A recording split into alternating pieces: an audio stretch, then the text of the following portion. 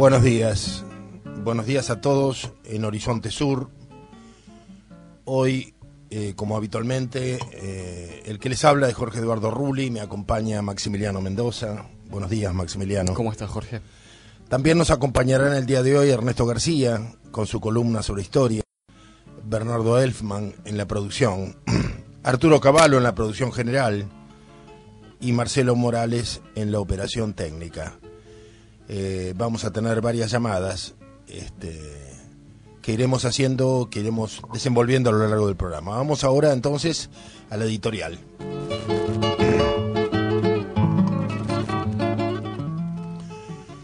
Resulta difícil en la Argentina metabolizar la emoción y el cansancio que suscitan las noticias de cada día. El tropel de acontecimientos cotidianos que transmiten los medios nos hace víctimas y objetos de impactos que nos exceden. La información anestesia las conciencias por saturación y nos obliga a un cierto desapego de lo inmediato. En realidad, tratamos simplemente de sobrevivir. Es el modo de ser argentinos bajo el reinado progresista. No obstante, el caleidoscopio de reacciones todavía desagregadas que constituyen una incipiente resistencia va desde la gama de los cacerolazos masivos a los paros generalizados, tal como el del Día de la Soberanía. La fotografía de la posterior conferencia de prensa en la CGT muestra alianzas que poco antes bien pudieron ser impensables. Es posible que a los protagonistas no los una tanto el amor como el espanto. La seguridad, la torpeza política y la soberbia ilimitada del progresismo hace bastante para que diversos sectores y personas se amuchen en el mismo bando, pero de hecho están respondiendo a una creciente conciencia del modelo de absoluta colonialidad que se impuso primero desde el neoliberalismo y luego desde el progresismo y que nosotros hace tanto que venimos denunciando. Las agresiones verbales del senador Aníbal Fernández en ocasión del paro hacen referencia a un pasado que tal vez para los más jóvenes resulta remoto, pero que los mayores sabemos que subyace insepulto e irresuelto bajo un simple manto de hojarasca. Las alusiones a la muerte de Bandor dan prueba de ello, y si algo faltara para convencernos de que el presente mantiene una relación secuencial con el pasado, basta encender el canal oficial y comprobar cómo el panegírico a quien fuera el jefe de Montoneros anticipa demoradas reivindicaciones por parte de su tropa de ayer, hoy muchos en los más altos cargos de gobierno. Sin embargo, me inclinaría a pensar que en esta etapa en que los mercados fijan las políticas y determinan los relatos con que el poder gerencial se justifica a sí mismo en su rol de nuevos cipallismos, las alternativas poco tienen que ver con izquierdas y derechas, ni tampoco con banderías partidarias, al menos banderías que no signifiquen más que las contraseñas con que los miembros de las tribus de la política encanallecida se reconocen entre sí, tal como algunas mafias de las aldeas globales lo hacen a través del modo en que llenan sus cuerpos de tatuajes. En realidad, lo que impera es una colosal incompetencia, una incompetencia funcional al sistema neocolonial, una suma de ineptitudes generalizado que ha premiado sistemáticamente y elevado a la cúspide de la pirámide gerencial a quienes más se destacaron por su inmoralidad y por su estulticia. Y lo han hecho mediante un perverso sistema de representaciones, un sistema electoral y partidocrático, que ha vaciado la democracia de todo contenido participativo y que ha logrado reemplazar los obsoletos golpes cuarteleros por procedimientos mucho más sofisticados y difíciles de revertir, en que la vida de los ciudadanos termina siendo secuestrada por los nuevos representantes de las corporaciones transnacionales y en que, tal como alguna vez predijera el general Perón, cada nueva elección es una vuelta de tuerca a favor del imperialismo y de sus cipayos nativos.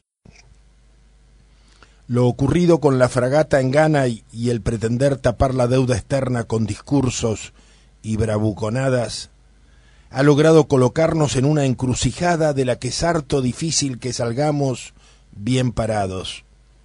Para peor, el descrédito de los irresponsables que conducen las negociaciones es total, y pareciera que a 3 años del fin de su mandato, el gobierno, como un boxeador al borde del aturdimiento, resulta incapaz de responder sino tirando golpes de manera insensata.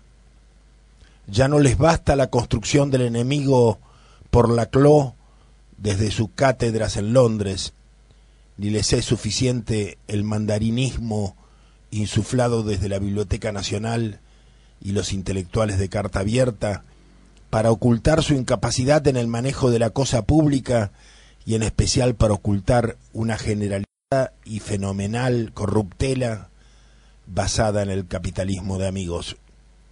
El marxismo de mercado que han venido practicando nos ha conducido a la más grande dependencia de las agroexportaciones de commodities y de bienes naturales, a la vez que ha encumbrado un modelo que tiene a Monsanto y a la Salada por distintivos emblemáticos de un crecimiento posmoderno y colonizado.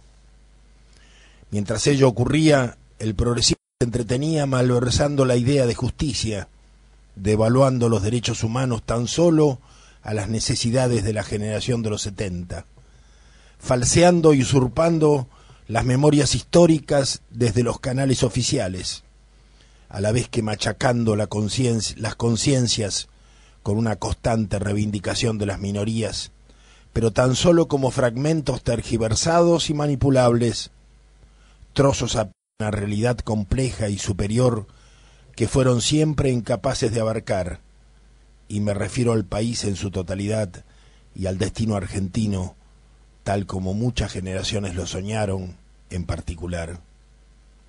Mientras construían sucesivos enemigos, fuimos de victoria en victoria, hasta perder todas las guerras.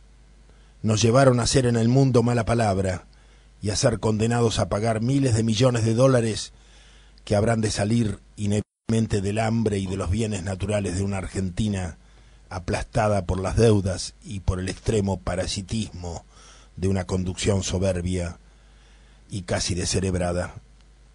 Ahora, y como consecuencia de todos los fracasos, resulta evidente que estamos en las vísperas de lo impredecible, y no se necesita ser profeta para darse cuenta que ha comenzado un final de fiesta de unos pocos, con resacas prolongadas por mayorías. Es el fin de una etapa en que lo caótico amenaza con instalar una vez más en la vida argentina sus amenazas, a la vez que sus esperanzas remotas de barajar y dar de nuevo. Sentimos la certeza que en lo porvenir habrá desplomes, que habrá nuevos desfondamientos de las instituciones, que habrá mayor infelicidad para los que confiaron y mucho dolor para los que tuvieron expectativas, que tenemos agotamiento de los recursos e hipoteca del futuro para los aún no nacidos, insolvencia moral y económica, especialmente de los fondos jubilatorios saqueados con impunidad. Y una vez más tendremos fuga de los responsables hacia los paraísos fiscales y la hotelería de lujo en que han sabido resguardar su miserable porvenir. Me pregunto ahora si, como tantas otras veces, permitiremos la impunidad, si permitiremos que el Senado de la República siga siendo el aguantadero de los que necesitan escapar de la justicia. Me pregunto cuánto tiempo más continuaremos refugiándonos en el desinterés y en la ignorancia. Si acaso continuaremos siendo esa masa que simplemente escucha los monólogos que se le endosan desde el poder. La crisis nos colocará forzosamente ante una nueva oportunidad de tomar la palabra, una oportunidad de participar, de hacernos cargo de nuestro destino. Por favor, no la desperdiciemos.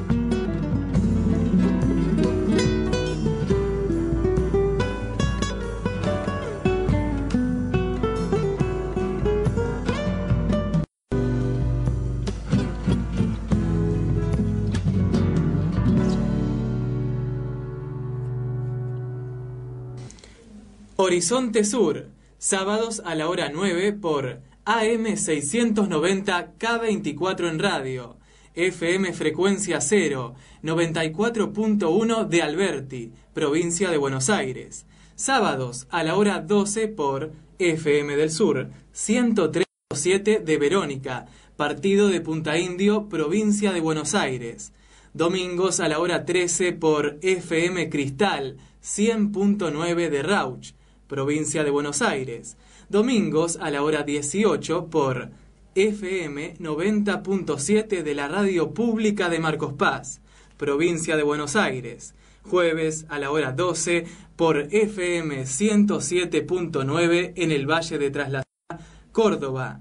Se escucha también por www.arturocavallo.com.ar, www.pararelmundo.com, sitio web del GRR, www.grr.org.ar.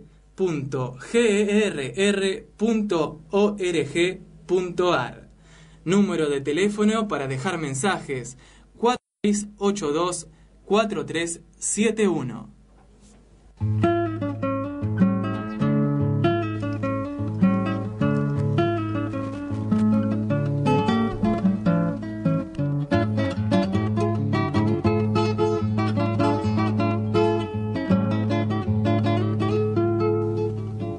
Bien, nuevamente en Horizonte Sur tenemos algunos avisos. Estamos aquí con Bernardo Elfman y con Maximiliano Mendoza. ¿Qué novedades tenemos? Así es, Jorge Rulli, tenemos varias novedades. Por ejemplo, teatro para el día sábado 24 a las 20:30 horas en el Teatro Paramount de Caseros. O sea, hoy, esta noche. Así es. Calle 3 de febrero, entre Urquiza y Valentín Gómez, podemos ver El sainete de Roberto Callor, el debut de La Piba. Qué obra, una obra interesante. Entonces, en el Teatro de 3 de febrero, hoy a la noche. Así es, entre Urquiza y Valentín Gómez, a media cuadra de Estación Caseros. Participa un gran amigo nuestro, Rubén Quijano. Así es.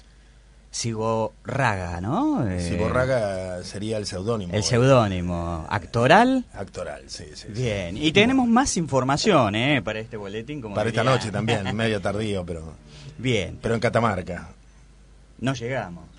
Bueno, pero para la gente que nos escucha en el interior del país le viene muy bien. El sábado 24 de noviembre en la Plaza de la Estación, a partir de las 19 horas... cerraremos nuestras actividades del año conjuntamente con la Feria Franca Aspaiga Maquis, Manos de mi Tierra, la agrupación artística itinerante Circo y el Arbolito, acrobacia de telas. La estación cuenta su historia, remozada y elaborada, relatará su memoria en la Plaza de la Estación, donde a partir del año 2010 comenzó a cobrar otra vida. Esto es con la participación de nuevos vecinos. ¿Está? Sí, y nos lo hace llegar nuestra amiga Ana Raduski de la provincia de Catamarca. Bien. A la que agradecemos también estas informaciones. Bueno, vamos a tratar de ubicar a nuestra Viviana para que participe en el diálogo que vamos a iniciar ahora con Maximiliano. Digamos que Viviana Polonia de Bruto es docente, es socióloga de la Universidad de Buenos Aires, y bueno, vamos a hablar seguramente de lo que tiene que ver con lo que estuvo ocurriendo durante las últimas semanas, ¿no? Las dos movilizaciones del 8 de noviembre y la movilización de los trabajadores el 20 de noviembre. Las incertidumbres que circulan en vastos sectores acerca del 7D, y la noticia que hoy traen algunos diarios acerca de las negociaciones entre ambos sectores de la CGT, a propósito de que el sector más oficialista parece poner distancia con el gobierno. Bueno, yo no sé si será mi modo de ver las cosas, pero a veces pienso que estos son signos, no signos de los tiempos, ¿no? De un hundimiento, ¿no? De un hundimiento de los relatos término de una epopeya. Sí, es la antesala de una diáspora. La antesala de una diáspora, en la cual algunos dicen que la película que se estrenó ayer, la película documental sobre la vida de Néstor Kirchner, es un poco el grito del cisne, ¿no? El final de algo, ¿no? Estuve leyendo, lo voy a chequear mejor, porque bueno, yo suelo chequear las noticias con los relatos de personas. Estuvo yendo muy poca gente. Sí. Bueno, cunde un gran desinterés, ¿no? Lamentablemente uno a veces espera la participación, aunque sea contestataria, ¿no? Al menos en otras épocas la gente solía manifestarse, para bien o para mal, gustaba expresar la propia opinión. Hoy hay un desgano generalizado que es producto de la historia que hemos vivido, ¿no? No estamos ni pretenderíamos juzgar a nadie. Realmente ser argentino es un duro desafío, ¿no? Pero justamente ayer alguna gente que vuelve de los Estados Unidos me dice que ser argentino en este momento en el mundo es un problema, que estamos mal vistos, que estamos siendo mal considerados en todas partes. Me lo decía una persona importante que volvía del exterior y lo ve como la consecuencia de malos manejos, de situaciones que nosotros, que mejor dicho, que el gobierno argentino ha manipulado de tal manera, sobre todo con respecto a la deuda, estamos complicando a muchos otros. O sea, a consecuencia de este juicio en los Estados Unidos, muchos otros países se van a ver comprometidos en su situación por las malas acciones de la Argentina, ¿no? A mí lo que me llama poderosamente la atención es que se haya naturalizado y ni siquiera los medios no oficialistas o contrarios al gobierno, hablo de grandes medios, hayan naturalizado de esta manera que un juzgado del fuero norteamericano decida en materia, en el caso de decir el derecho, que es la jurisdicción, sobre los bienes de la Argentina en relación a la deuda externa. ¿Cómo es posible que nadie se pregunte por qué hemos renunciado a la jurisdicción? Lo que pasa, te iba a decir, el gobierno argentino ha renunciado reiteradamente a manejar estas cosas en los propios tribunales. Algo que fue refrendado en el último canje de deuda, sí, que se hizo en 2005 cuando Néstor Kirchner era presidente y Labaña el ministro de Economía. Sí. Y volví a leer, esta semana leí una columna de Bonelli, Marcelo Bonelli de Clarín, dando cuenta de las continuidades. Me llamó la atención también que el estudio, el bufete de abogados, el Cleary Gottlieb Steen & Hamilton, que fue contratado por Cavallo en el plan Brady, sigue siendo el representante legal de la Argentina para con sus acreedores. Y lo más llamativo es que vos entrás a la página de este bufete y además de representar a la Argentina, también tienen entre sus clientes al Citibank, al Deutsche Bank, al Chase Manhattan. Digamos que está de los dos lados del mostrador, que es algo prohibido inclusive por la legislación argentina y por los principios más elementales del derecho público, pero parece no llamarle la atención a nadie. Están circulando algunas informaciones, sobre todo de Olmos Gaona, ¿no?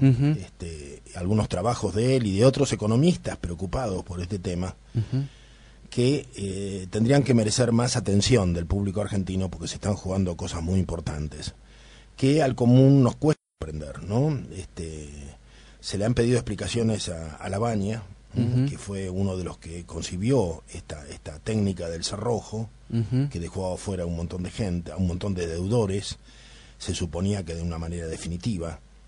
Él lo que dice es que la medida fue acertada, pero luego no se la mantuvo, no hubo una política consecuente, dice él. Por supuesto, si derogaron la ley Cerrojo en 2010. De todas maneras, esto merecería, por la implicancia que tiene para el futuro de Argentina, merecería una exposición pública, porque lo que pasa es que se levanta la ley, la levanta el nuevo ministro de Economía, que va a ser Vudú, claro, la levanta, aparentemente la levanta mal, o se desinteresa o lo hace con absoluta incompetencia, de tal manera que él es premiado como vicepresidente de la República, pero ahora vamos a tener que pagar 1.500 millones de dólares más. Entonces, el capricho de la señora presidente de nombrar acompañante en la fórmula nos va a costar la friolera de 1.500 millones de dólares. Ayer un economista nos sacaba cuentas, que es un ejercicio que lo recomiendo, de la cantidad de casas, inclusive casas de clase media, casas bien construidas, de chalets, que podrían levantarse, que podrían construirse con los dineros que tenemos que a mediados de diciembre, que si no me equivoco son 3.500 millones de dólares. Bueno, que alguno tome lápiz y papel, 3.500 millones de dólares, y los divida por una cantidad, pongamos por caso por 100.000 casas, pero casas confortables, que no vamos a tener nunca.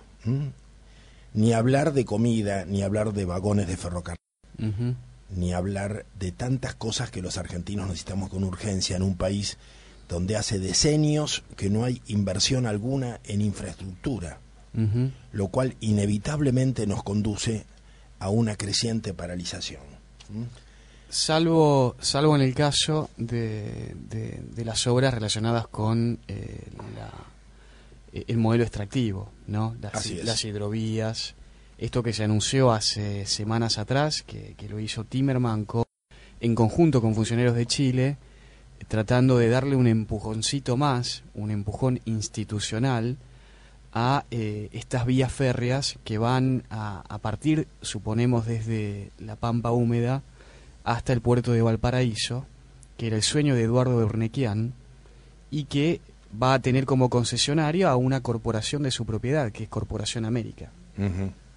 Que es una obra, repetimos, ya creo que lo habíamos citado aquí, está enmarcada dentro del IRSA, que no es la empresa, en este caso, de Eduardo Elstein, sino es la empresa, es una iniciativa, las siglas dicen Iniciativa por la Infraestructura Regional Suramericana, que es un convenio que se firmó durante los años 90 entre los distintos estados que forman parte de América Latina y América Central para un conjunto de obras públicas enmarcadas dentro de un proyecto, de un modelo productivo de exportación de commodities, que en este caso supone la interconexión de los puertos.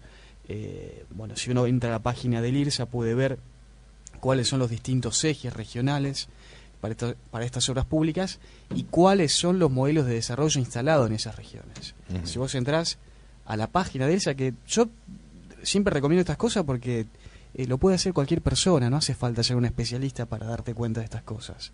Puedes entrar a la página de IRSA, fijarte cuáles son las obras que están previstas, cuál es el financiamiento, quiénes son los representantes legales en Argentina, los mapas, los cultivos, los minerales que están en determinadas regiones, dentro de los cuales se busca facilitarles la salida a los puertos a través de este plan de obras públicas. Bueno, en esto sí se invierte, con fondos, por supuesto, del Banco Interamericano de Desarrollo, el Banco Mundial, endeudamiento con organismos multilaterales de crédito, etcétera.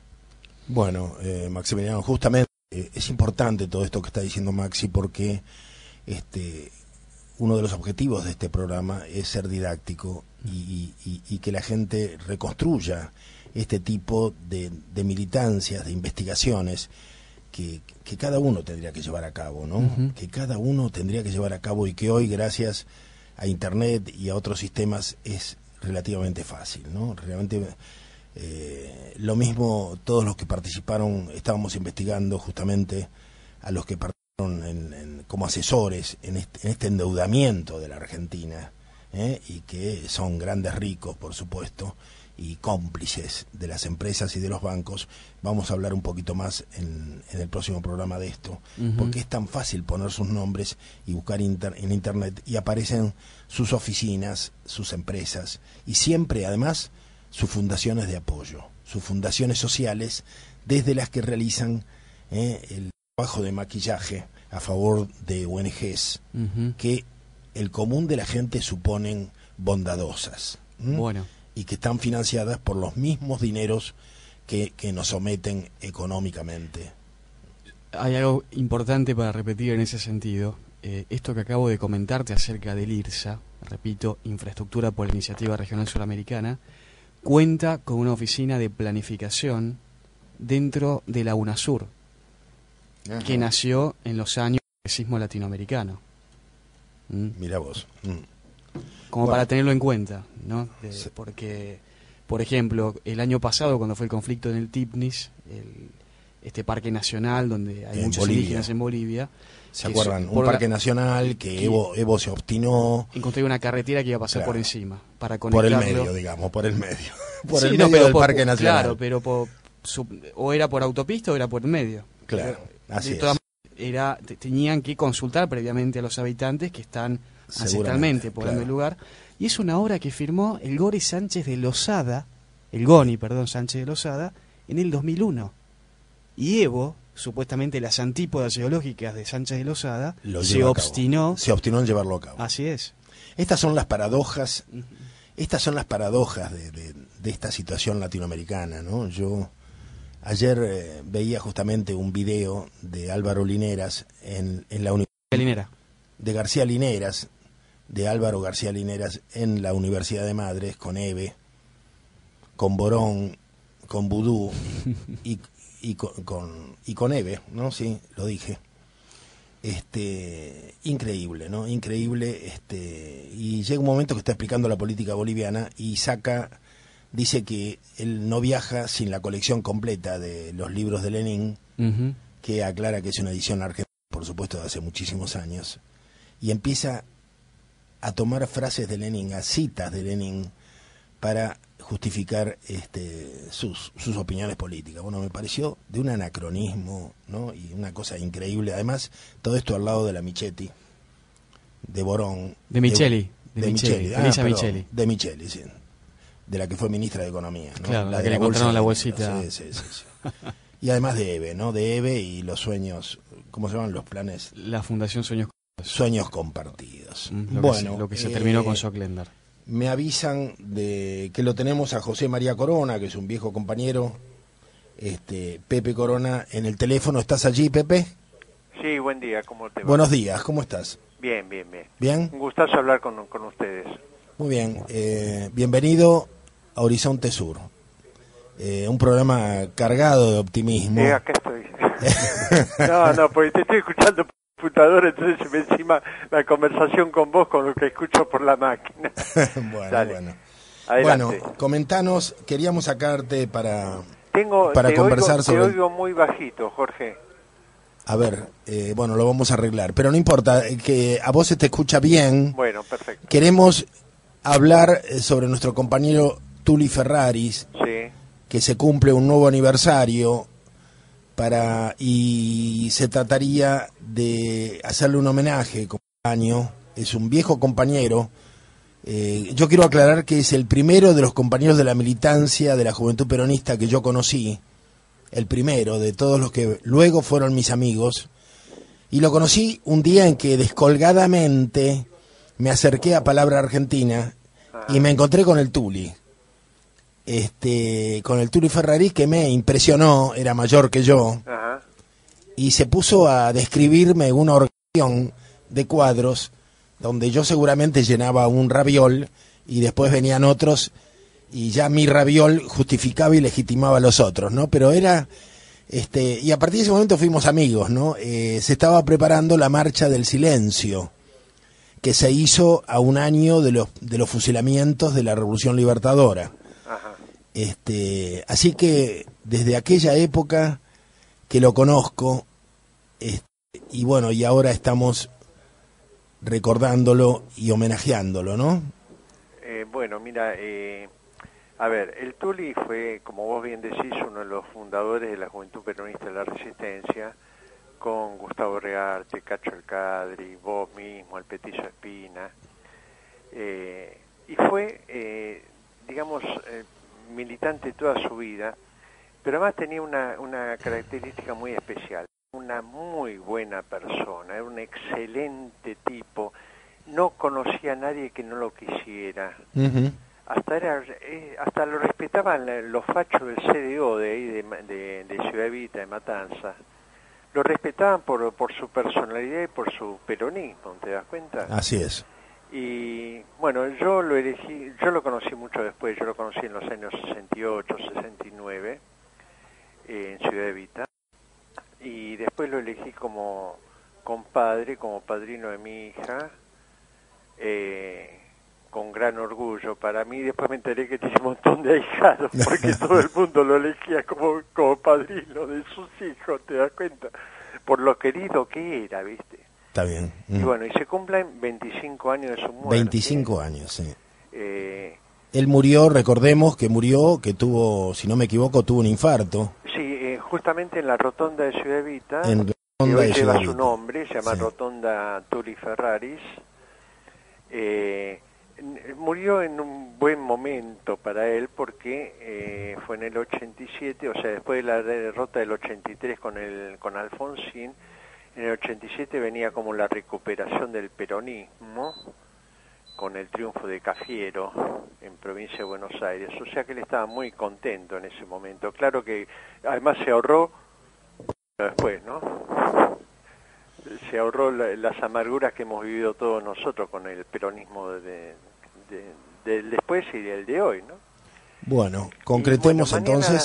Mañana a las 19 se hace el acto. Mañana, domingo, a las 19, en la rotonda histórica de Ciudad Evita, en Sí, el Partido de la Matanza, en el Gran Buenos Aires.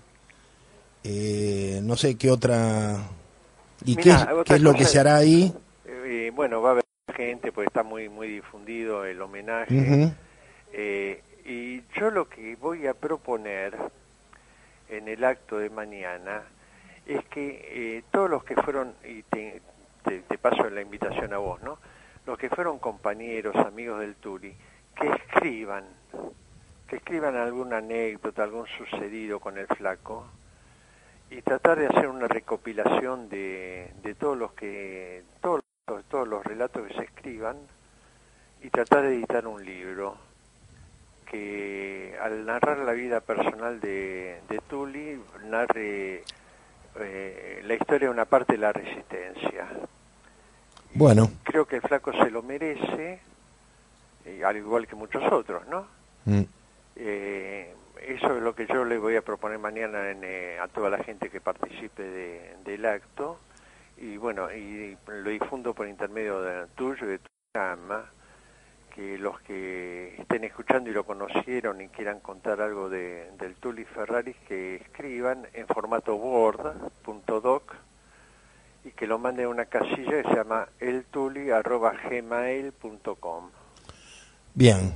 Incluyen, por favor, vos tenés mucho para escribir de tu relación con el flaco, ¿no?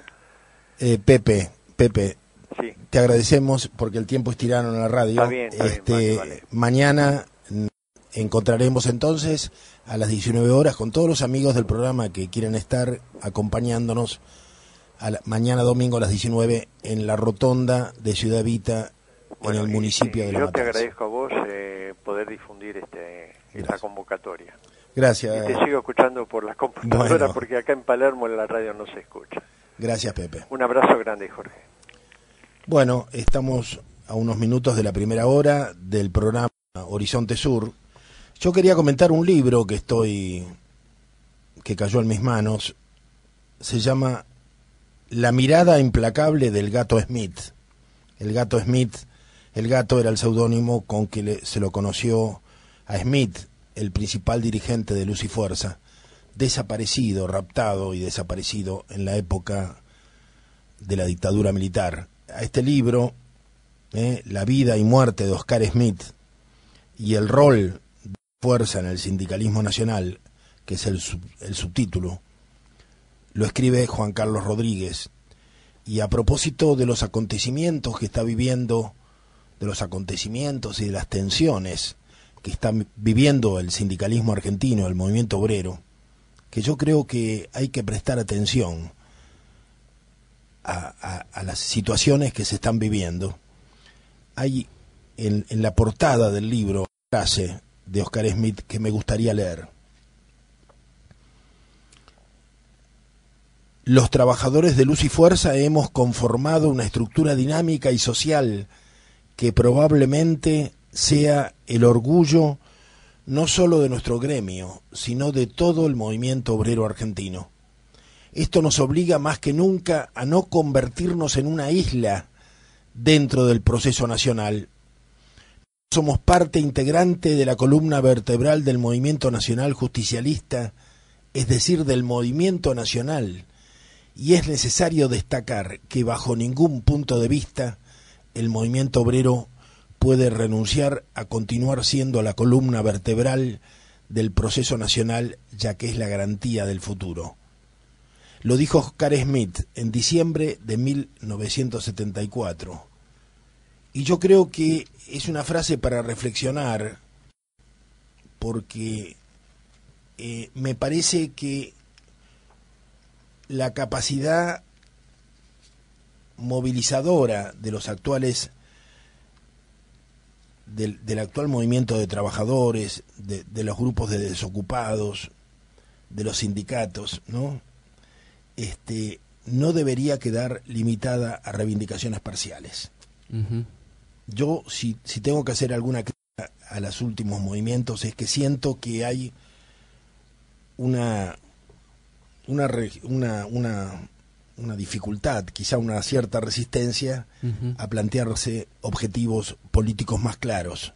Uh-huh. El problema de la Argentina no se resuelve cambiando impuestos o modificando los horarios de trabajo. Uh-huh. Realmente hay un sistema neocolonial, un sistema de trata institucionalizado, un sistema de lavado de dinero, un sistema de dependencia a los mercados que el movimiento obrero y que las organizaciones populares debemos proponernos modificar uh-huh. para que los demás problemas puedan solucionarse. O sea, hay un eje central. No digo que las banderas no sean las propias de cada sector, que es aquello que molesta, aquello que duele, los contratos basuras, el trabajo temporario, pero en definitiva tenemos que modificar el país. Siempre el movimiento obrero tuvo esta mirada ejemplificadora, esta mirada por encima de los otros, y esto le dio una preeminencia, le dio una jerarquía, le dio una autoridad moral, uh-huh. tener esta mirada, y yo creo que esta mirada se ha perdido. Esta mirada hoy día tendría que enriquecerse con el gran tema de la ecología, por ejemplo, y el movimiento obrero no lo ha sabido ver. Hemos hablado con muchísimos compañeros la necesidad de que el movimiento obrero organizado en la Argentina vuelva a ocuparse de los temas internacionales. Uh-huh.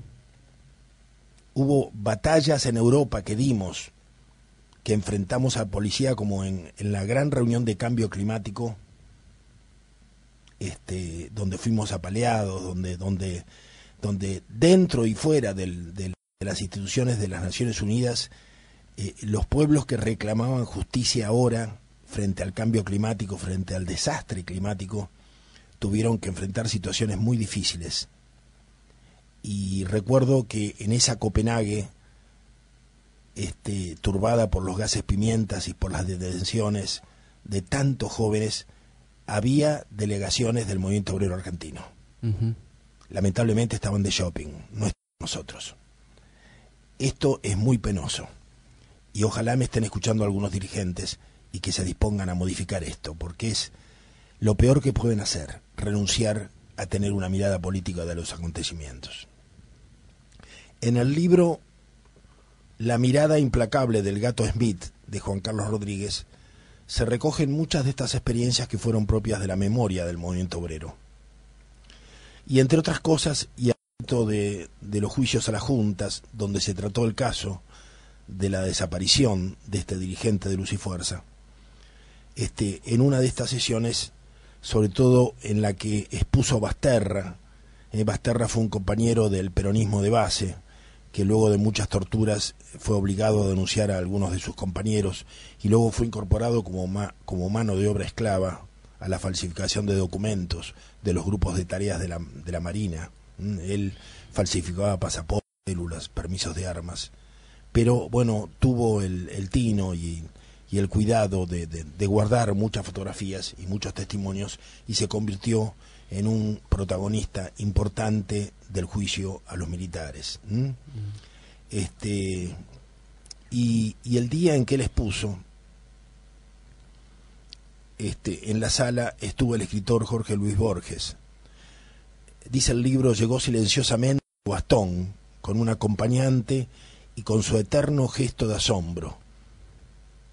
Y luego que escuchó a Basterra y a los jueces, decidió escribir una crónica que se publicó en la agencia española EFE y que se denominó Lunes 22 de julio de 1985. En la Argentina es muy poco conocida, y a mí me gustaría leerla. Dice Borges, o escribió Borges el día: he asistido por primera y última vez a un juicio oral a un hombre que había sufrido unos 4 años de prisión, de azotes, de vejámenes y de cotidiana tortura. Yo esperaba oír quejas, denuestos y la indignación de la carne humana interminablemente sometida a ese milagro atroz que es el dolor físico. Ocurrió algo distinto, ocurrió algo peor. El repo había entrado enteramente en la rutina de su infierno. Hablaba con simplicidad, casi con indiferencia, de la picana eléctrica, de la represión, de la logística, de los turnos, del calabozo, de las esposas y de los grillos, también de la capucha. No había odio en su voz. Bajo el suplicio había delatado a sus camaradas. Estos lo acompañarían después y le dirían que no se hiciera mala sangre, porque de unas sesiones cualquier hombre declara cualquier cosa. Ante el fiscal y ante nosotros enumeraba con valentía y con precisión los castigos corporales que fueron su pan nuestro de cada día. 200 personas lo oíamos, pero sentí que estaba en la cárcel. Lo más terrible de una cárcel es que quienes entraron en ella no pueden salir nunca. De este o del otro lado de los barrotes siguen estando presos. El encarcelado y el carcelero acaban por ser uno. Stevenson creía que la crueldad es el pecado capital. Ejercerlo, sufrirlo, es alcanzar una suerte de horrible insensibilidad o inocencia. Los réprobos se confunden con sus demonios, el mártir con el que ha encendido la pira. La cárcel es de hecho infinita. De las muchas cosas que oí esa tarde y que espero olvidar, referí la que más me marcó para librarme de ella. Ocurrió un 24 de diciembre. Llevaron a todos los presos a una sala donde no habían estado nunca. No sin algún asombro vieron una larga mesa tendida. Vieron manteles, platos de porcelana, cubiertos y botellas de vino. Después llegaron los manjares. Repito las palabras del huésped. Era la cena de Nochebuena. Habían sido torturados y no ignoraban que los torturarían al día siguiente. Apareció el Señor de ese infierno y les deseó feliz Navidad. No era una burla, no era una manifestación de cinismo, no era un remordimiento, era, como ya dije, una suerte de inocencia del mal. Bueno,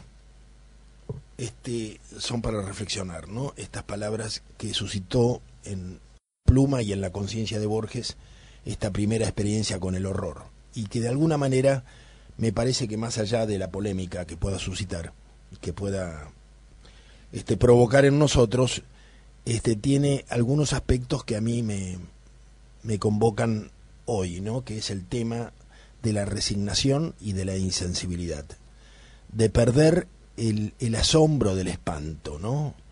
El asombro de lo que nos pasa. Realmente verlo al vicepresidente de la República tocar su guitarra en los actos políticos de la Cámpora y pensar que por un error de él vamos a tener que sacar de la indigencia argentina y de la desnutrición de miles y miles de niños argentinos 1.500 millones de dólares para pagar a los deudores, a mí me saca de quicio. Desde la ciudad de Buenos Aires, transmite AM690, K24 en radio, una radio como a vos te gusta.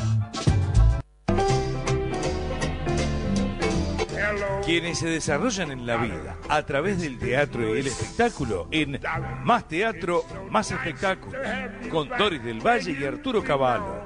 Domingos a las 13 por AM690 K24 en radio, una radio como a vos te gusta.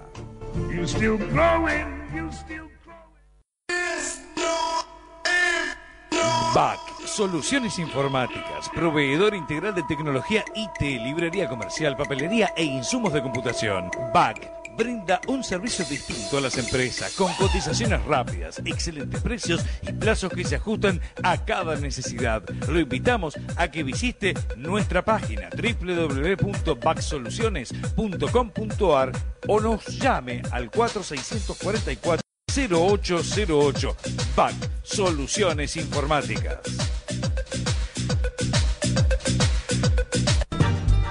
Comunicate con nosotros, mandanos un mail a radioam690@yahoo.com.ar, radioam690@yahoo.com.ar. Svegliati ancora, Madonna Fiorentina. Las mañanas del domingo en AM690 son veramente al uso nostro. De 9 a 13 llega Antonio Chiato para compartir Ricordi d'Italia, un magazine de noticias, música e información para la gran comunidad ítalo-argentina en nuestro país. Recuerde, domingos Italia está de fiesta por AM690 K24 en radio, una radio como a vos te gusta.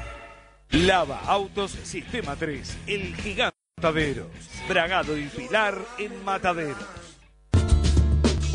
Desde cualquier lugar del mundo, escuchanos por www.am690.com.ar, www.am690.com.ar, Argentina y el mundo. Tiempo suplementario, el mejor resumen del fútbol del fin de semana.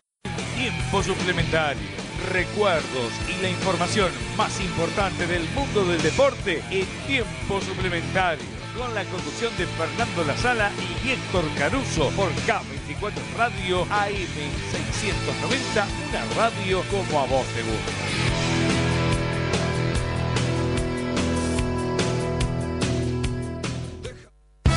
No dejes que te cobren de más. Si necesitas un herrero, vení a Larrazábal, esquina Schmidel, o al 4644-6730. Trabajos de primera calidad y garantizados. 4644-6730. Orgullo de su mamá. El niño creció en su casa, el adolescente quiere asomar. Nuevos números telefónicos para comunicarte con AM690 K24 en radio.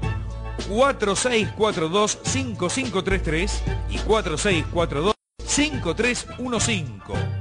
4642-5533 y 4642-5315. Nuevos medios de comunicación de K24 en radio, AM690, una radio como a vos te gusta. Addio bei giorni passati, mia piccola amica ti devo lasciare. Todos los domingos de 8 a 9, Melodías Italianas, una realización de Paná Producciones, la voz de Estela Montes y la conducción de Tony Pescara. Domingos de 8 a 9, Melodías Italianas, por K24 Radio AM690, una radio como a vos te gusta. Ricordi quelle sere che ti stringeva sul cuore. Desde la ciudad de Buenos Aires transmite AM690, K24 Radio, una radio como a vos te gusta.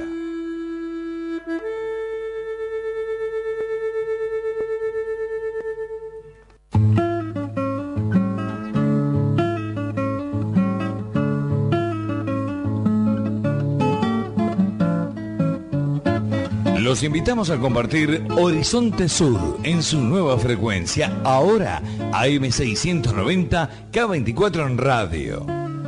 En la mañana de los sábados, con la conducción de Jorge Eduardo Rulli y la participación del grupo de Reflexión Rural. Horizonte Sur en 690 los invita a una mirada desde la ecología sobre la política, el peronismo y los nuevos colonialismos, los modelos de las nuevas dependencias que nos colonizan, la soja, la megaminería, los agronegocios y la producción de biocombustibles. Nos desvelan las amenazas a nuestra soberanía y a nuestros patrimonios.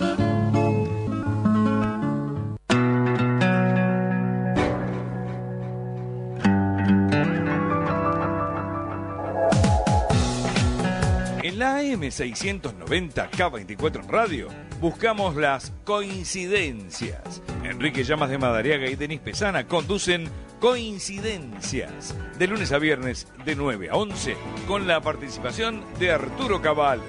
Coincidencias por K24 en radio AM690, una radio como a vos te gusta.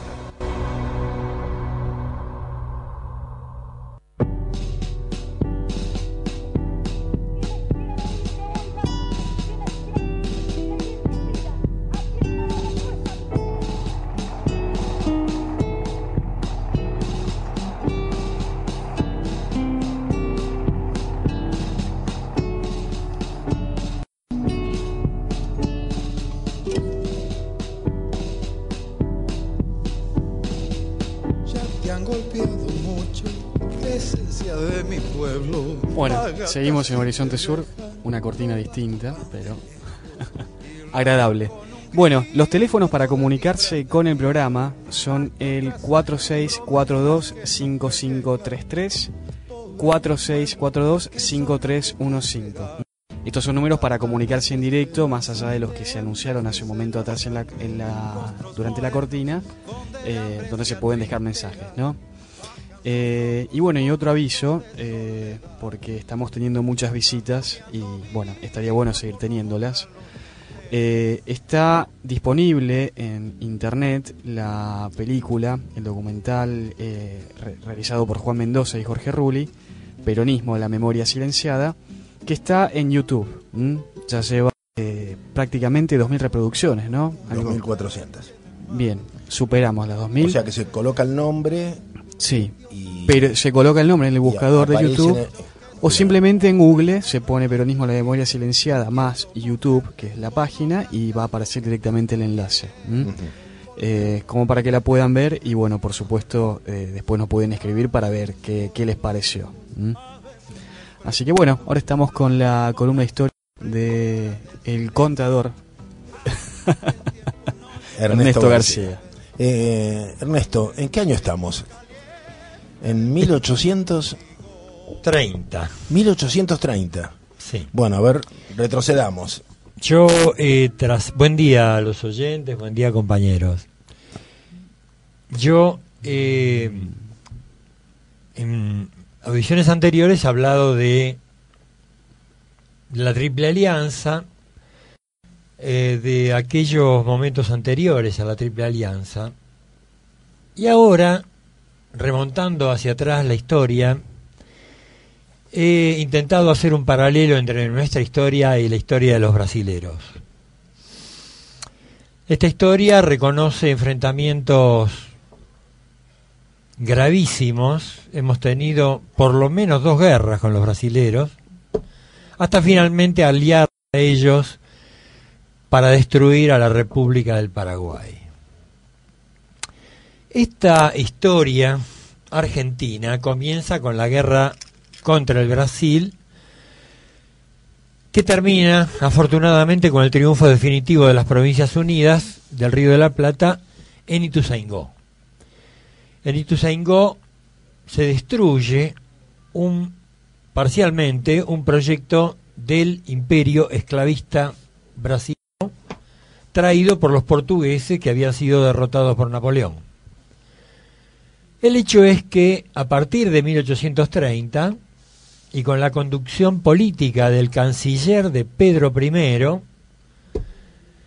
Pedro I, recordemos, es el hijo de aquellos reyes huidos de Lisboa por la invasión napoleónica de la península ibérica. Y que funge como emperador de Brasil, ¿no? O emperador en Brasil. Exactamente, sí, emperador en Brasil, es Pedro I. Su hermana Carlota es una de las personas que ha influido inclusive en algunas cabezas de nuestros patriotas para colocarla en lugar de Fernando VII. El hecho es que creo que Carlota era hermana de Fernando y por eso algunos como Belgrano, Saavedra pensaron que iba a ser la sustituta de aquel rey secuestrado por Napoleón. Bueno, pero volvamos a la historia brasilera y argentina. En aquel momento, el canciller de Pedro I se llama Marqués de Abrantes. Aquel Marqués de Abrantes que manda a Europa un delegado para pedir que la banda oriental, o llamada República Cisplatina, pase a formar parte del Imperio Brasilero. Ese Marqués de Abrantes resucita en 1862 como ministro del Exterior o ministro de Extranjeros del hijo de Pedro I, o sea, Pedro II, quien va a ser quien conduzca la alianza, porque no se puede decir que Mitre haya tenido algún tipo de conducción de la alianza esa, que aniquilaría la República Paraguaya de Francisco Solano López. Bueno, el hecho es que lo que yo quiero mostrar es la absoluta coherencia del imperio brasilero contra la nuestra, que después de Caseros es ostensible, y que terminamos siendo cola de ellos. Esta conducción brasileña brillante termina siendo conducida a su vez por Inglaterra. Inglaterra toma a su cargo la conducción política y define qué tienen que hacer Mitre, el Marqués de Abrantes, Pedro II y obviamente el presidente uruguayo, en primer lugar Berro, en segundo lugar Atanasio de la Cruz Aguirre. Estos hombres no tienen más remedio que aflojar ante la prepotencia de Venancio Flores, uno de los coroneles de Mitre, represor de Peñalosa e indirecto asesino de Peñalosa, por supuesto con la colaboración inestimable de Mitre y de Sarmiento. Como dije, esos presidentes orientales no tienen más remedio que someterse a la prepotencia de Venancio Flores, que es absolutamente funcional a la trama que arma Inglaterra, bajando del pedestal a los brasileros y obviamente a Mitre, que feliz, mucho más feliz que los brasileros, está con la asistencia de la Gran Bretaña. O sea que el director del escenario es Gran Bretaña. Es la Gran Bretaña. A través de su embajador Thornton, que recibe las instrucciones de Russell, que es el primer ministro en aquella época. Y por eso la idea también, o el remate de toda esta política, que termina en un Estado independiente que va a ser llamado un Estado tapón, ¿no? Sí, por supuesto, que es además una creación inglesa, porque a Inglaterra no le convenía que ni Brasil ni Argentina dominaran el Río de la Plata en forma única. Ellos necesitaban la navegación de los ríos, que primero Rosas le impide y después le impide Francisco Solano López. Este es un concepto, me parece muy importante transmitirlo a los jóvenes, ¿no? Justamente mi hija estaba haciendo un trabajo sobre Bélgica y, bueno, Bélgica también es un invento inglés para separar a dos países históricamente conflictuados, ¿no? Francia y Alemania. Y esta práctica se repite en el Río de la Plata, lo que se llama un Estado tapón, ¿no? Sí, un estado intermedio que permite un juego mayor, mayores protagonistas y mayores posibilidades para la influencia diplomática inglesa. Exactamente.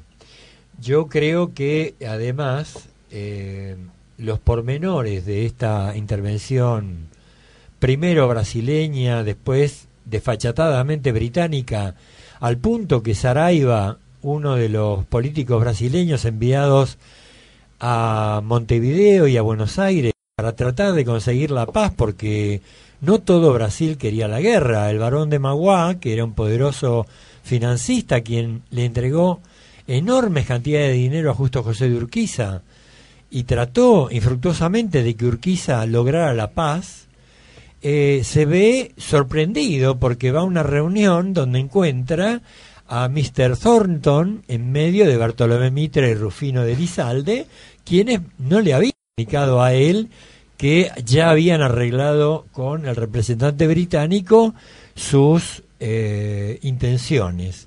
Y bueno, Saraiva trata de irse de esos acuerdos terribles. Dejemos consignado que Saraiva tenía una política conciliadora a contramano de las instrucciones recibidas de Río. Claro, lo que pasa es que debía ser de Río Grande do Sul. No lo sé, pero Saraiva... Pero los sentimientos que había en la provincia de Río Grande do Sul eran muy cercanos a Entre Ríos y a la banda oriental. Había un sentimiento...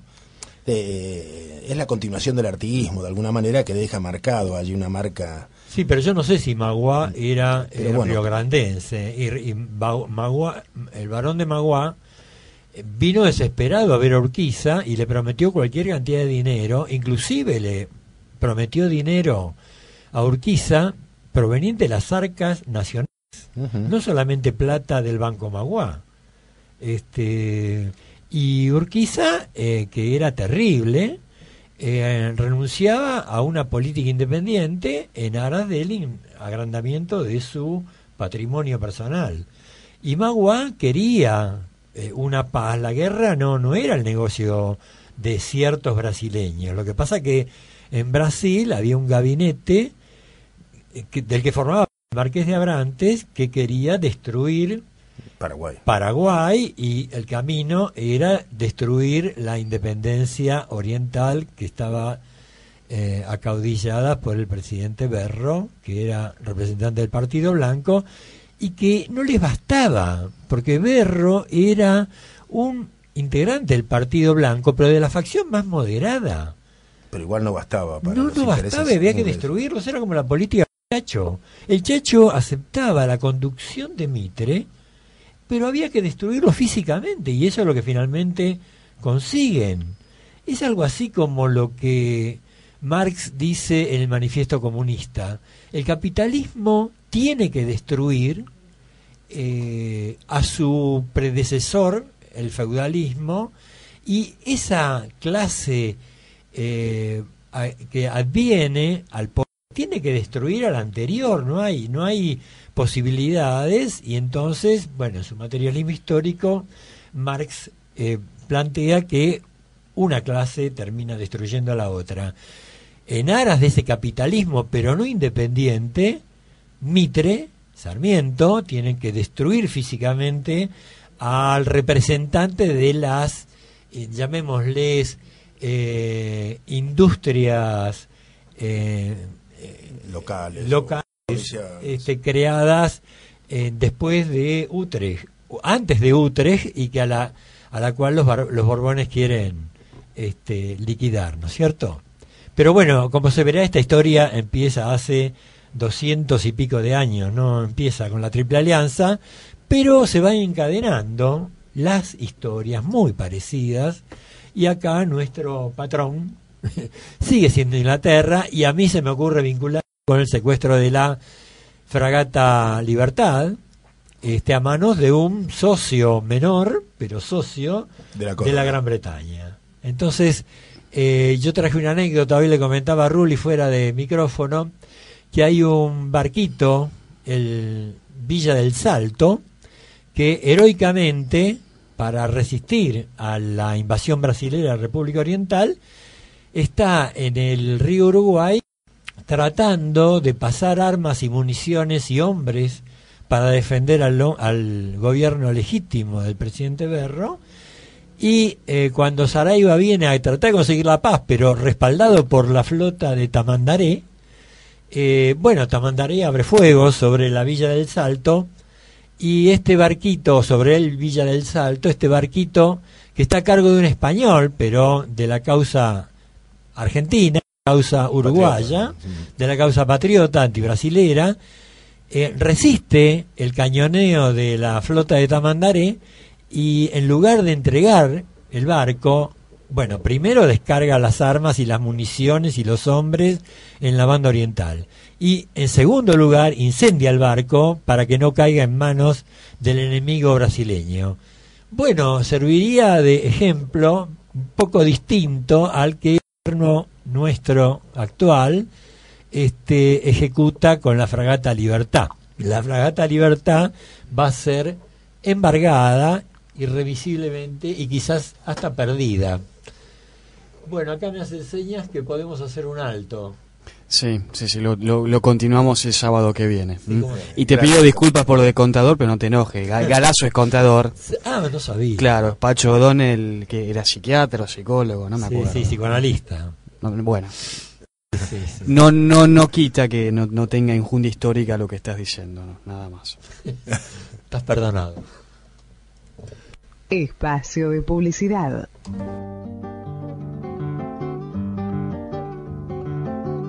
Arturo Cavallo se suma al Fondo de Gestión Cultural de la Municipalidad de Pergamino y a Arturo Ceballos en la primera edición mundial de la obra de Don Atahualpa Yupanqui en libros de partituras con CD de www.arturocavallo.com.ar.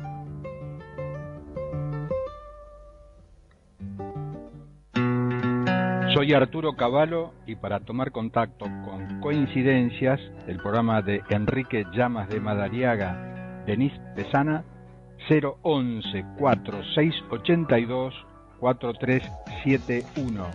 Nosotros te leemos a vos en arturocavallo@hotmail.com y este programa se escucha por www.arturocavallo.com.ar.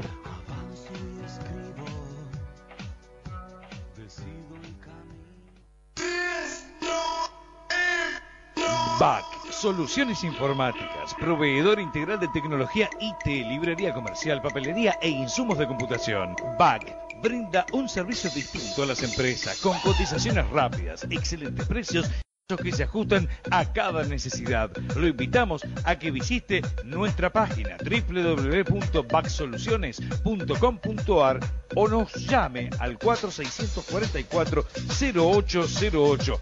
BAC, Soluciones Informáticas.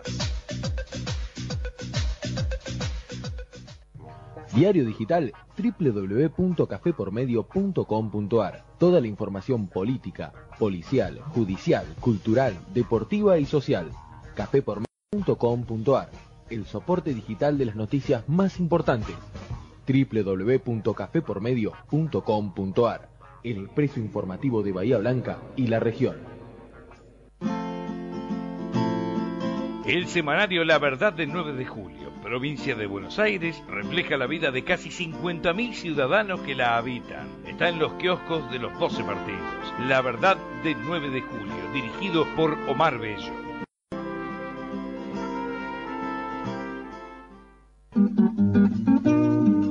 El guerrero de la periferia, el libro que narra la biografía de Jorge Rulli. La vida de uno de los hombres más destacados y aguerridos del peronismo. La historia de un hombre que desafió las furias del poder militar y oligárquico en una época turbulenta de la Argentina, cuando los dilemas políticos se dirimían con el fuego de las armas. El guerrero de la periferia, la vida de Jorge Rulli, contada por Juan Mendoza en todas las librerías.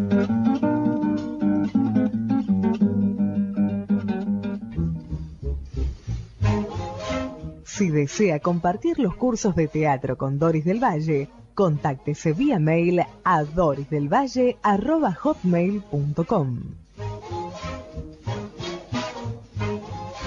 Fin de espacio publicitario.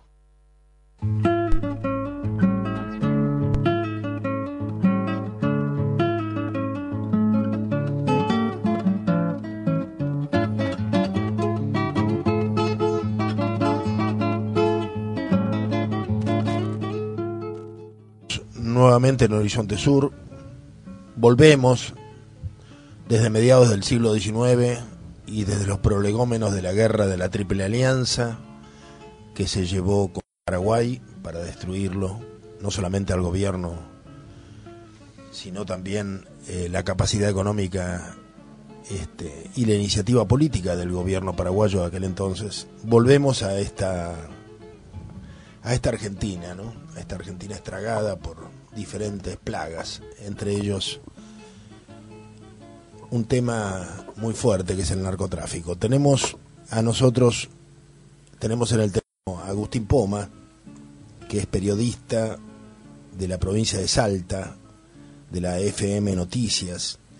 Agustín es hijo de Sergio Poma, fallecido, autor de Salta, el narcopoder, una obra que recomendamos y que fue editada de manera póstuma, ¿no? Sí, ya sí. fallecido el autor. Agustín, ¿estás escuchándome? Te estoy escuchando, buen día. Hola, bueno, bienvenido a Horizonte Sur, un gusto tenerte con nosotros. Estoy aquí con Maximiliano Mendoza. ¿Cómo estás, Agustín? Amigo Max.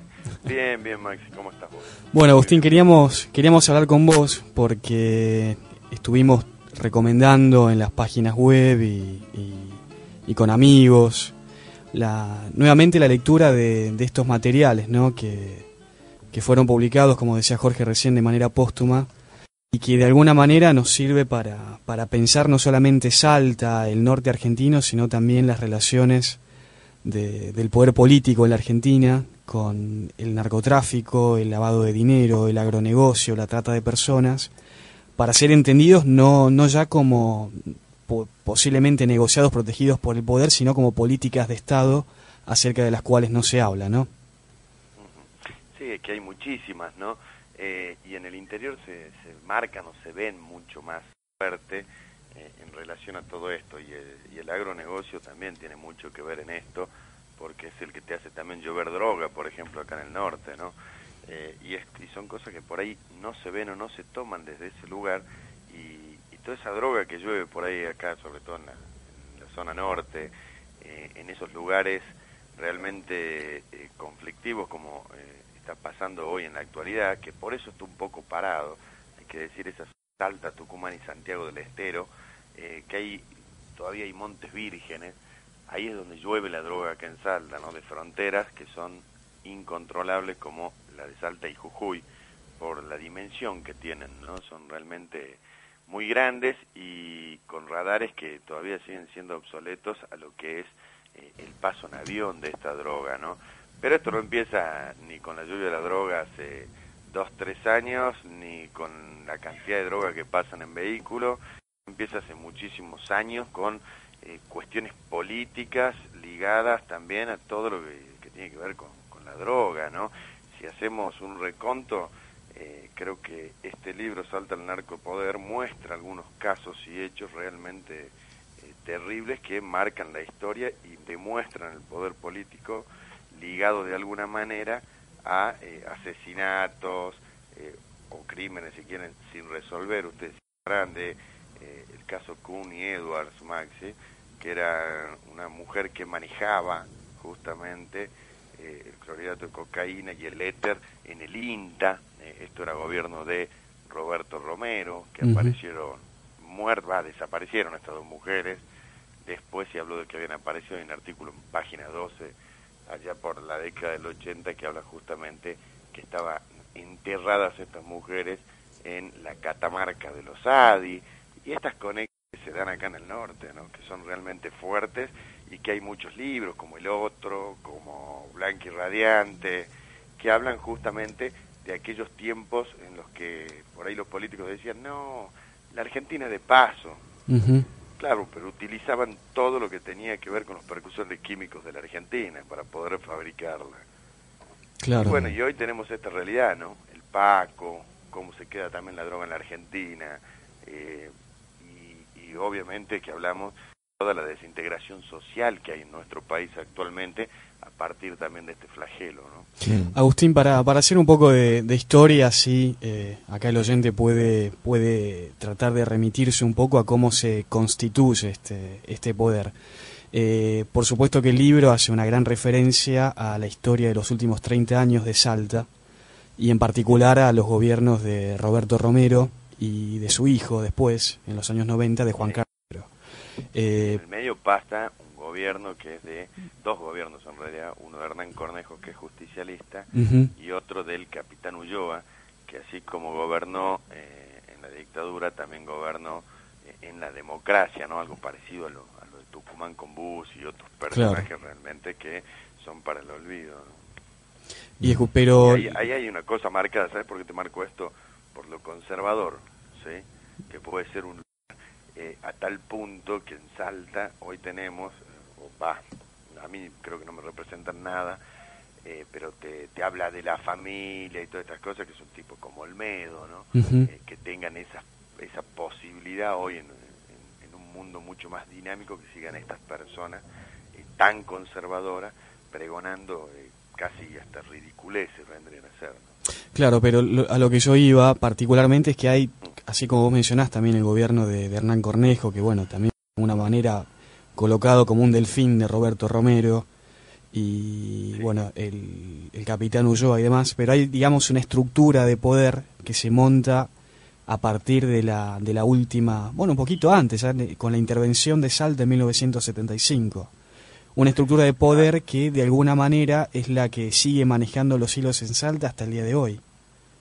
Eso está totalmente claro, y que el factor fundamental es la corrupción.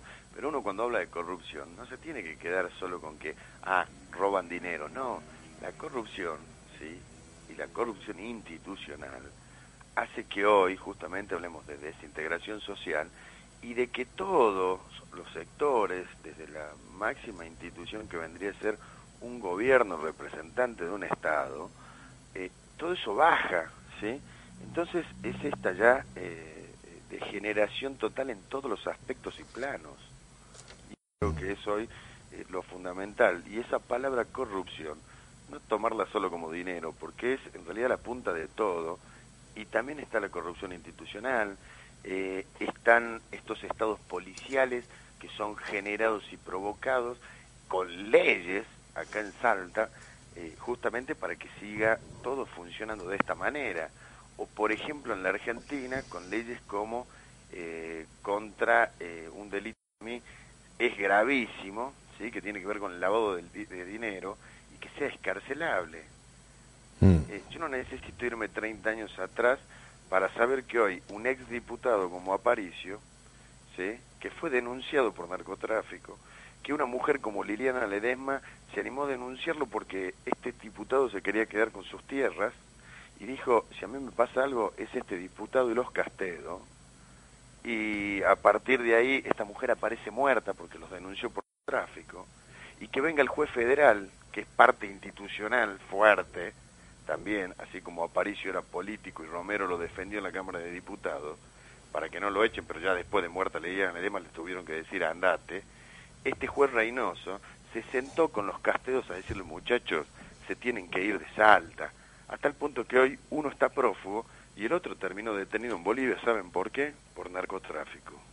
Agustín, este es el caso de Liliana Ledesma, ¿no? Digamos, ¿le podés contar al oyente de qué se trata, digamos, y cuáles fueron estas vinculaciones? Porque yo recuerdo Liliana Ledesma tenía unas tierras pegadas a la frontera, sí, con un paso muy sencillo de Bolivia a Salta, pero al lado de su finca, ya más para el lado de lo que vendría a ser la provincia, entrada, estaba Aparicio y los Castedos. Y estos sujetos, estos narcos, querían quedarse con esas tierras. ¿Por qué? Porque era más fácil que nadie los vea directamente. Entonces decidieron cortarle los caminos vecinales a Liliana Ledesma. Entonces Liliana Ledesma, para salir de su casa o de su campo, tenía que irse a Bolivia, ¿sí? Y entrar por otro lado a la Argentina.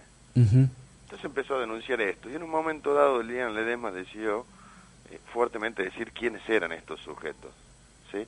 Pero lo dijo desde el absoluto conocimiento, porque ella se había casado con el Gili Villagómez. El Gili Villagómez fue otro narcotraficante, ¿sí? Y que fue acribillado de 16 balazos. A partir de contar esto, Liliana Ledesma, ¿sí?, dijo, mi ex marido era esto, y por eso yo sé quiénes son estos sujetos. Y ahí es donde ya aclara que le iban a matar. Ya a partir de ese momento se pedía la renuncia de Aparicio. Aparicio, que era diputado provincial. Obrero, era diputado provincial, como el Partido Obrero, que tenía una bancada acá en la capital salteña, dentro de la Cámara de Diputados, habían pedido simplemente una comisión investigadora, y todos los diputados justicialistas, en ese entonces, por ejemplo, un diputado provincial era Pablo Cosiner, que hoy es diputado nacional, entre tantos nombres que se pueden decir, ¿no? Y el propio Romero decía, no, ¿cómo vamos a estar pidiendo esto? Dejen que la justicia investigue. Y otros diputados renovadores, como Fanny Velarde, muy allegada al ex senador Gómez Díaz, estos tipos decían, no, nada de comisión investigadora.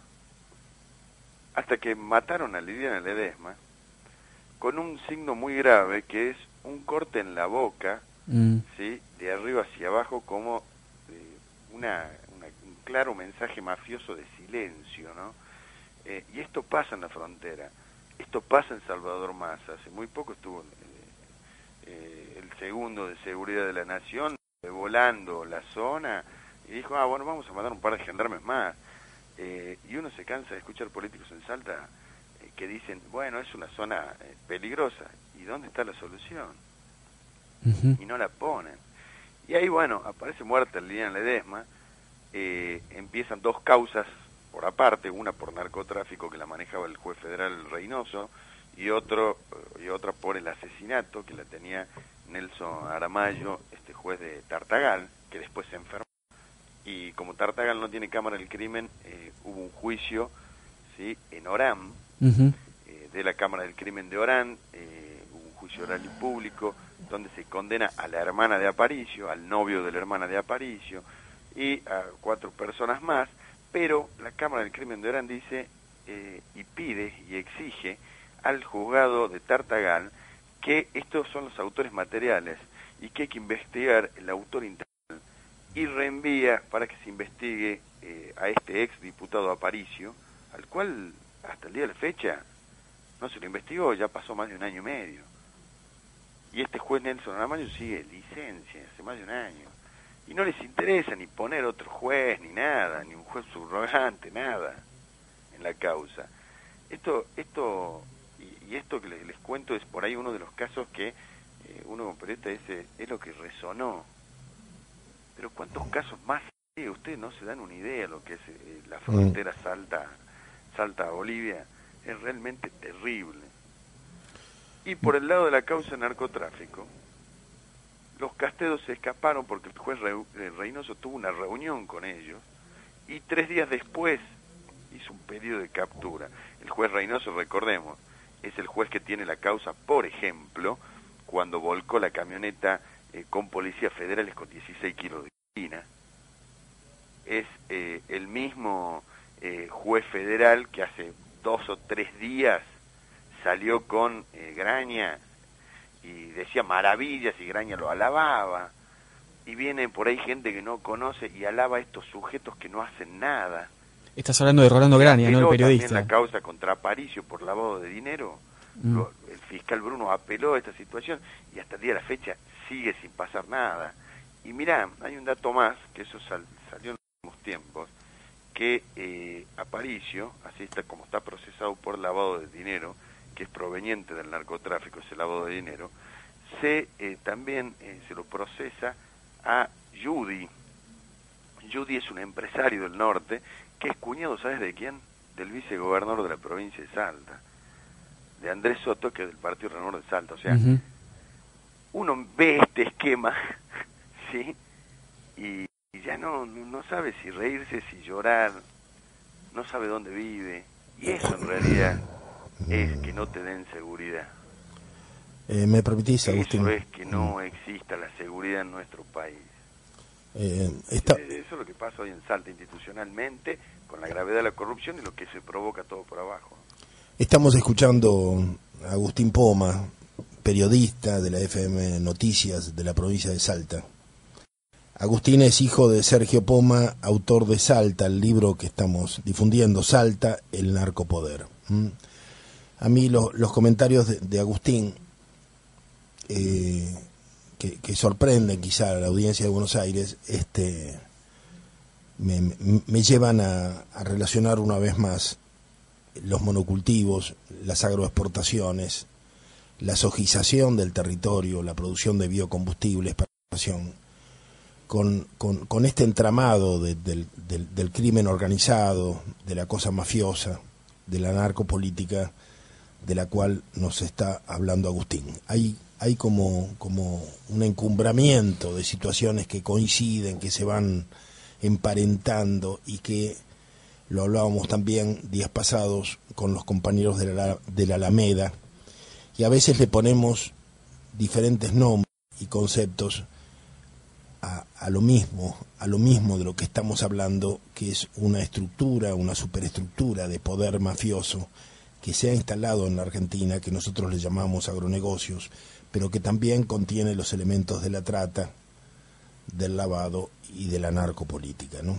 Estamos entre todos reuniendo un puzzle, ¿no? Estamos reuniendo conceptos para poder definir esta cosa que se traviste de relatos progresistas, pero que entraña una estructura de sometimiento colonial de la Argentina a los mercados.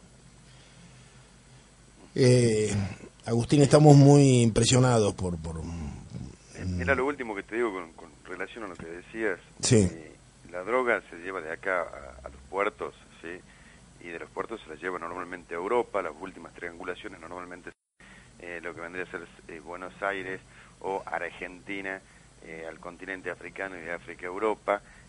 Pero acá, lo que es Salta se la lleva normalmente, esto para que te dé un cierre todavía más importante con esto de los agronegocios y esta frontera que va avanzando llamada soja. La droga se la lleva oculta entre troncos, que son parte de los desmontes, se la lleva en, por ejemplo, camiones que estaban relacionados justamente a la droga. Otros casos que han sido o han resonado mucho también en Buenos Aires son dos operativos, el carbón blanco 1 y 2, que es carbón vegetal, ¿sí? Y se la pasan estos camiones muchas veces, ¿no? Que van a puerto para exportación, ¿no? Directamente, para que tenga más sentido lo que vos decías y uno lo entienda mucho mejor, ¿no?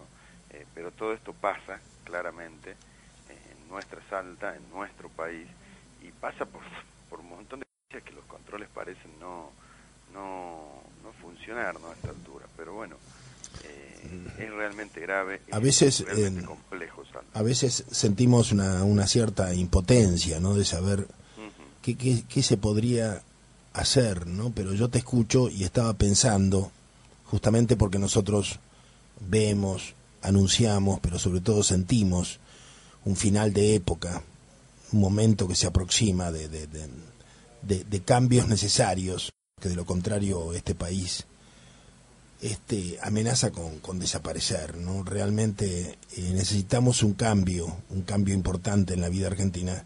Entonces me parece decisivo que nosotros vayamos pensando cuáles son los caminos para salir de esto, ¿no? El tema de la inseguridad en el Gran Buenos Aires ha volcado una fuerza que tendría que estar custodiando la frontera, que es Gendarmería, y que es la última retaguardia que tiene el Gran Buenos Aires para sobrevivir a la inseguridad. Eso tendría que ser modificado, porque yo supongo que el hecho de que Gendarmería esté hoy en las ciudades ha desguarnecido las fronteras. Sí, totalmente. A ver, y esta inseguridad, ¿quiénes la provocan? Las provocan las propias políticas de hace más de 30 años. Claro. Y en esas políticas estaban los Duhalde, los Macris a través de padres e hijos, así es, que son el sector empresarial. Están los ¿sí? Que vienen del Chubut y que eran un feudo y que no es lo mismo, obviamente, manejar una provincia que un país, pero hoy lo están manejando más o menos así. Todos estos personajes que por ahí hoy se pelean y discuten, y uno mira y dice, che, son parte de lo mismo. Y son parte de como de un teatro, un vodevil, ¿no? Sí, ¿no? Sí. Bueno, un tema... y tiene que ver, ¿no?, la política en todo esto. Y seguramente. Está muy ligado a todo. Seguramente. Yo también veía, aparte del tema de la gendarmería y del guarnecimiento de las fronteras, que veo que en diferentes medios está siendo público, ¿no? Días pasados en nuestro Facebook, justamente un joven que anduvo por allí con la mochila nos contaba sorprendido el modo en que él mismo fue y vino y cómo veía a la gente con bultos cruzar un río seco por todas partes y sorprende a veces en gente de las grandes ciudades que llega a tu zona, a esas provincias, a Jujuy, y descubre que la frontera no existe, que la frontera es un trasvasamiento constante de mercadería, y que tenemos la gendarmería, en cambio, a lo largo de las vías férreas del Gran Buenos Aires. Bueno, esto, a mí me parece que hay que tomar conciencia de esto por una parte, por la otra vos hablabas mucho de la corrupción del aparato jurídico de la República.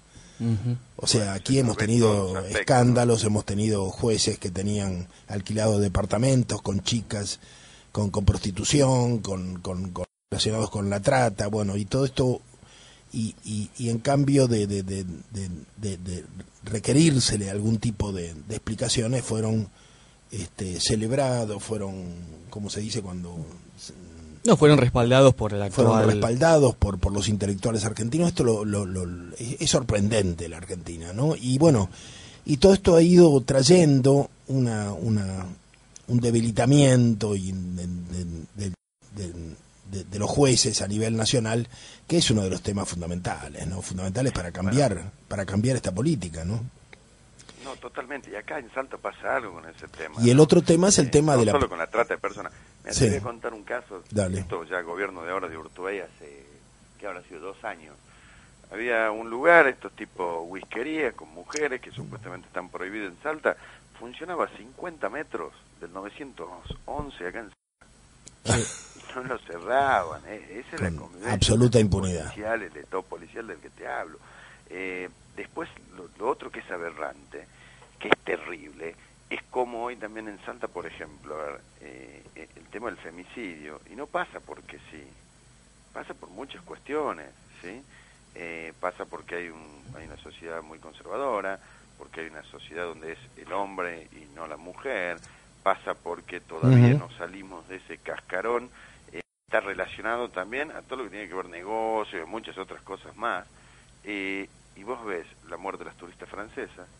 Un año más tarde hay un caso de muerte dudosa de 2 chiquitas que todo el mundo habló de esto de pacto suicida, que hoy uno cuando agarra el expediente y va viendo la causa no puede creerlo porque no apunta para ese lado, a tal punto que el juez lo tiene carátula como muerte dudosa.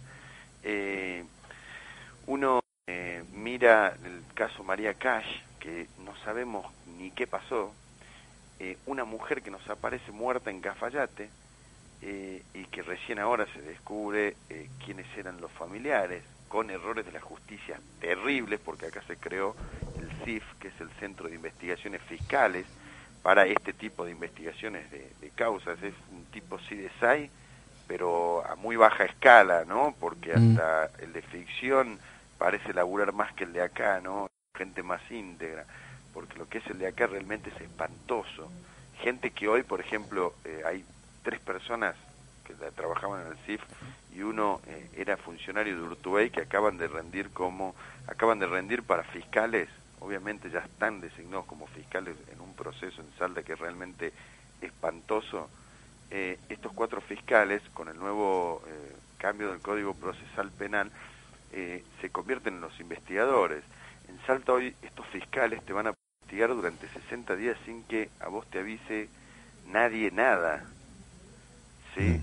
A uno lo van a someter como conejillo de India y te van a salir con una detención directamente sin que tengas el poder para defenderte, ¿no? Esa cuestión ganada, obviamente, legítimamente, para poder defenderse uno mismo. Salta realmente la situación es muy compleja hoy, y tipos poderosos que se dicen pelear, ¿sí? Que lo hacen antes de elecciones y después siguen de amigos y hasta se muestran juntos como Urtubey y Romero, la verdad hacen todos estos chanchullos y lo único que provocan es que justamente haya más miedo, se puede investigar a las personas, te pueden hacer seguimientos.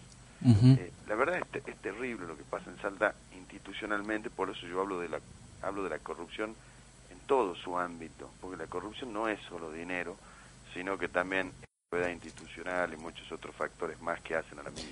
Agustín, este libro que recomendamos, bueno, es una compilación histórica de casos muy similares a lo que estás contando, porque estamos hablando del mismo poder que tutela y que protege a toda esta corporación delictiva instalada en la superestructura, ¿no?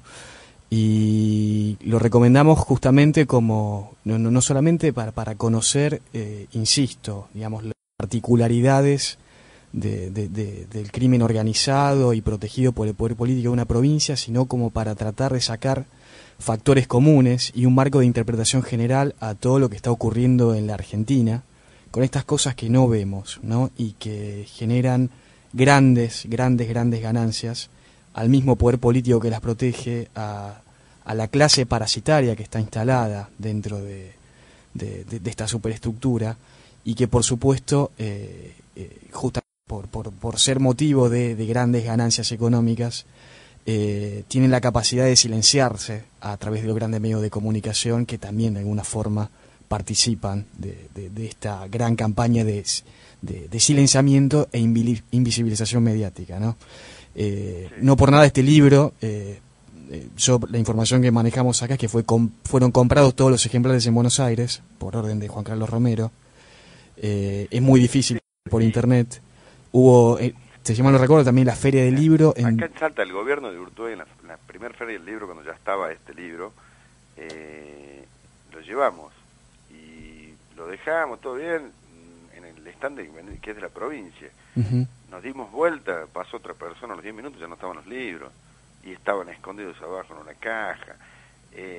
La verdad que bueno, que esta es la verdadera Salta, bueno, más allá vamos de a colocarlo, no puede negar que es un lugar lindo, ¿no? Vamos a colocarlo en nuestro... Bueno, vengan a hacer turismo, la verdad, todo bien, pero hay una Salta que es esta también, ¿no? Que es la Salta a la que le salta cocaína, a la que le vuela cocaína, a la que hay trata de personas, a la que hay prostíbulos, a donde hay el femicidio más alto del país, donde hay pobreza por donde usted mire. Esa Salta también existe y es muy dura, ¿no? Esa realidad es muy dura, donde hay niños huichis que se mueren desnutridos, donde, mire, si empiezo a enumerar, la verdad vamos a empezar a llorar todo más que otra cosa. Agustín, se nos terminó el programa, te agradecemos muchísimo tus aportes. Podemos tratar de difundir la obra de tu padre en nuestras páginas, ¿eh? Vamos a avisar luego acerca de esto. Les agradezco mucho, ¿no? Para difundir esto, y bueno, trataremos de comunicarnos en otro momento. Ya vamos a estar en diciembre seguramente en la provincia, me gustaría conocerte.